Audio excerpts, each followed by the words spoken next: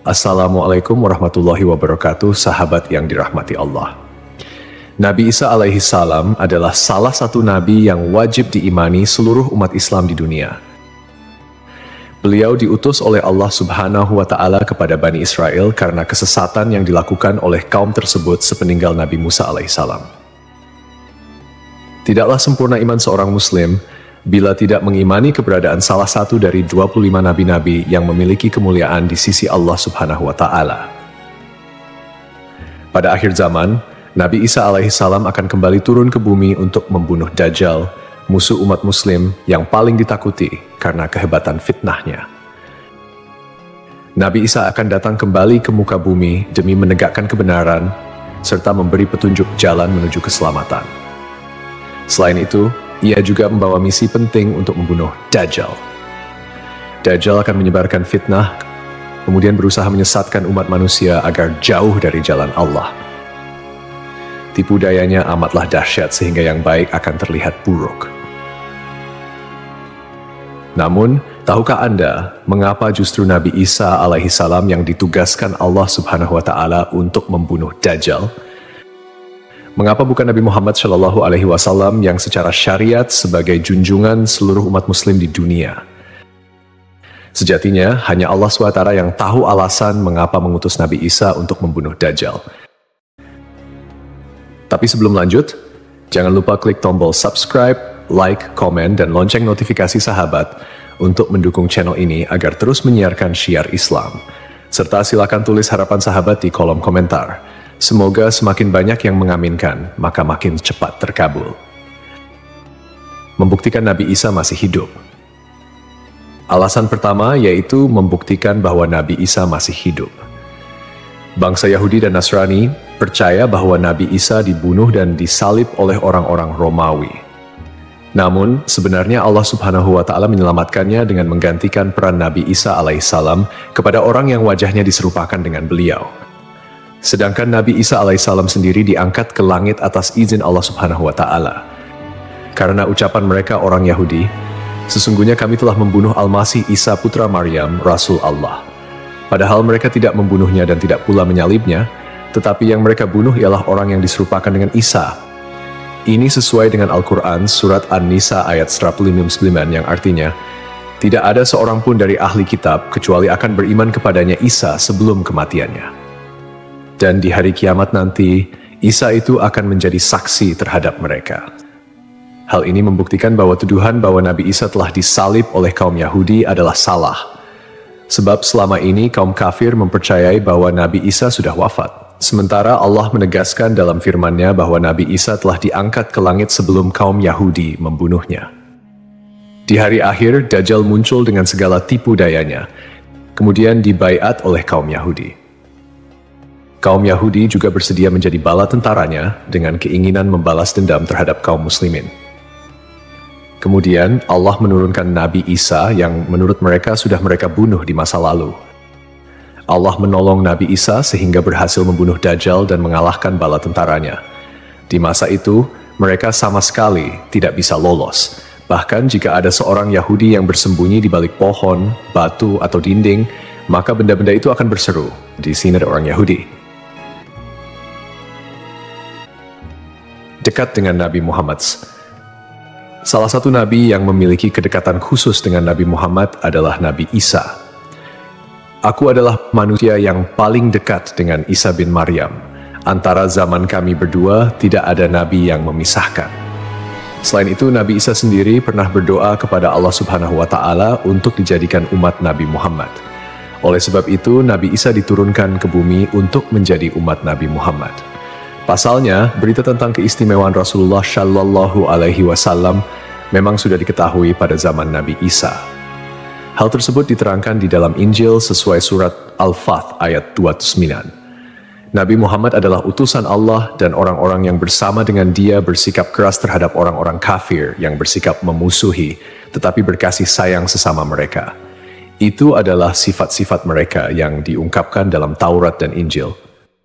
Yakni seperti benih yang mengeluarkan tunasnya, kemudian tunas itu makin kuat, lalu menjadi besar dan tumbuh di atas batangnya. Tanaman itu menyenangkan hati orang yang menanamnya. Keadaan mereka diumpamakan seperti itu. Karena Allah hendak membuat marah orang-orang kafir. Allah menjanjikan kepada orang-orang yang beriman dan mengerjakan kebajikan di antara mereka ampunan dan pahala yang besar.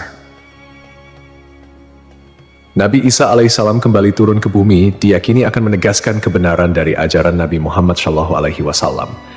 Tidak bisa dipungkiri bahwa saat ini banyak umat Nabi Isa yang tidak menerima ajaran Nabi Muhammad SAW. Padahal Nabi Isa alaihissalam merupakan pengikut dari Rasulullah SAW.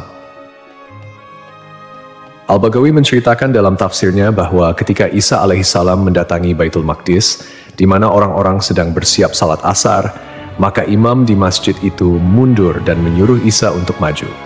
Namun Nabi Isa enggan dan ia tetap salat di belakang imam dengan syariat Nabi Muhammad SAW. Menjalankan kewajiban jihad. Menjalankan kewajiban jihad sebagai kaum muslimin adalah tugas yang penting. Maka Nabi Isa diturunkan ke bumi untuk menjadi umat Nabi Muhammad. Keistimewaan Nabi Muhammad memang sudah diketahui sejak masa Nabi Isa dan diterangkan di dalam Injil sesuai surat Al-Fath ayat 29, yang artinya, Muhammad adalah utusan Allah dan orang-orang yang bersama dengan dia bersikap keras terhadap orang-orang kafir, tetapi berkasih sayang sesama mereka. Kamu melihat mereka ruku dan sujud mencari karunia Allah dan keridhaannya. Pada wajah mereka tampak tanda-tanda bekas sujud. Demikianlah sifat-sifat mereka yang diungkap Taurat dan sifat-sifat mereka yang diungkapkan dalam Injil. Saat Nabi Isa turun ke bumi, Dajjal sudah berada di tengah masyarakat dan memperdaya manusia. Sebagai kaum muslimin, Nabi Isa berkewajiban untuk berjihad melawan Dajjal dan bala tentaranya. Menjalankan kewajiban jihad. Allah Subhanahu wa Ta'ala memilih Nabi Isa alaihissalam untuk membunuh Dajjal sebagai bentuk penegasan terhadap kebenaran agama Islam.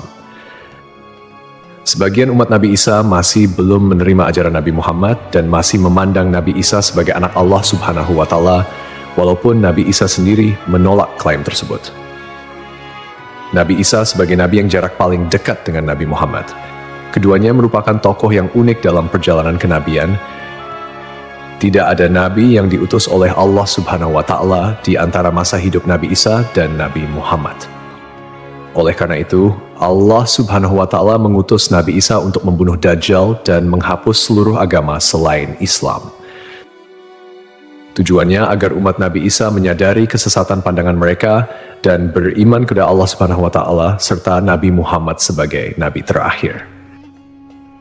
Tindakan ini juga menggambarkan bahwa agama Islam adalah agama yang benar dan sempurna, mengintegrasikan ajaran-ajaran para nabi dari sebelumnya. Agama Islam sebagai agama rahmatan lil alamin yang membawa kedamaian, keadilan, dan kesejahteraan bagi seluruh makhluk. Nabi Isa diberikan mukjizat luar biasa seperti menghidupkan orang yang telah mati, menyembuhkan orang buta dan sakit, serta berbicara di buayan hingga dapat menciptakan burung dari tanah liat. Nabi Isa sebagai penyempurna dari ajaran sebelumnya menyampaikan bahwa setelahnya akan muncul seorang utusan terakhir, yakni Nabi Muhammad. Nabi Muhammad, nabi yang paling mulia dan utama di antara semua nabi. Beliau dianugerahi mukjizat terbesar, yaitu Al-Quran, yang merupakan firman Allah Subhanahu wa Ta'ala yang tidak dapat ditiru ataupun diubah oleh siapapun. Selain itu, Nabi Muhammad juga memiliki syafaat, yaitu pemberian ampunan kepada umatnya di hari kiamat. Melalui perbuatan membunuh Dajjal, Nabi Isa akan memperkuat dan menegaskan kemuliaan Nabi Muhammad, mengakui kedudukannya sebagai nabi penutup zaman. Tidak hanya Al-Quran, Nabi Muhammad juga diberikan mukjizat lain seperti membelah bulan dan air mengalir dari jemari tangannya. Perjalanan Isra dan Miraj serta mampu bersabda dalam berbagai bahasa. Mukjizat-mukjizat ini menunjukkan kekuasaan Allah yang melampaui batas akal manusia. Sementara keistimewaan Nabi Muhammad sebagai utusan Allah yang paling sempurna semakin terungkap, akhlak mulia, kejujuran tak tercela, keberanian luar biasa, dan kepedulian yang mendalam terhadap umatnya juga menjadi bagian dari kepribadian Nabi Muhammad. Beliau adalah uswatun hasanah, telan baik bagi seluruh manusia. Hubungan dekat Nabi Isa dan Nabi Muhammad terlihat jelas, di mana Nabi Isa adalah nabi yang paling mendekati masa kenabian Nabi Muhammad tanpa ada nabi lain yang diutus oleh Allah antara keduanya. Nabi Isa bahkan menyampaikan kabar tentang kedatangan Nabi Muhammad sebagai nabi terakhir. Beliau mengakui bahwa Nabi Muhammad adalah nabi penutup para nabi dan menyatakan persaudaraan di antara mereka, cinta dan saling menghormati. Nabi Isa dan Nabi Muhammad menjadi bukti kebersamaan spiritual dengan mengakhiri keberadaan Dajjal. Nabi Isa secara simbolis menegaskan kemuliaan Nabi Muhammad dan menghormati sebagai nabi akhir zaman. Untuk dikembalikan ke tanah.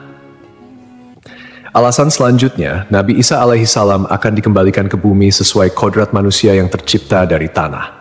Hal tersebut sebagaimana yang dijelaskan pada surah H ayat 5 yang artinya, dari bumi kami menciptakan kamu, dan kepadanya kami akan mengembalikan kamu, dan daripadanya pula kami akan mengeluarkan kamu pada kali yang lain. Nabi Isa alaihissalam diturunkan ke bumi juga menandakan bahwa ajalnya akan tiba. Setelah wafat, Nabi Isa alaihissalam akan dimakamkan di tanah suci, lalu dibangkitkan kembali bersama manusia lain di hari kebangkitan. Mengenai lokasi makam Nabi Isa alaihissalam, terdapat perbedaan pendapat di kalangan ulama. Sebagian ulama mengatakan lokasinya terletak di Bait al-Maqdis, dan sebagian lainnya mengatakan akan dimakamkan bersama Nabi Muhammad SAW. Sebagai muslim yang beriman, tidaklah pantas bagi kita untuk membanding-bandingkan siapa nabi yang lebih hebat, karena semua nabi yang diutus oleh Allah Subhanahu wa Ta'ala mempunyai tujuan yang sama, yaitu mengajak tauhid, mengagungkan kebesarannya. Nabi Isa alaihissalam selain ditugaskan Allah Subhanahu wa Ta'ala untuk membunuh Dajjal pada akhir zaman, ternyata beliau juga akan memiliki tugas dan maksud tertentu yang pada intinya adalah menegaskan ajaran yang dibawa oleh Nabi Muhammad SAW kepada seluruh manusia yang ada di dunia. Semoga kita semua bisa memetik pelajaran.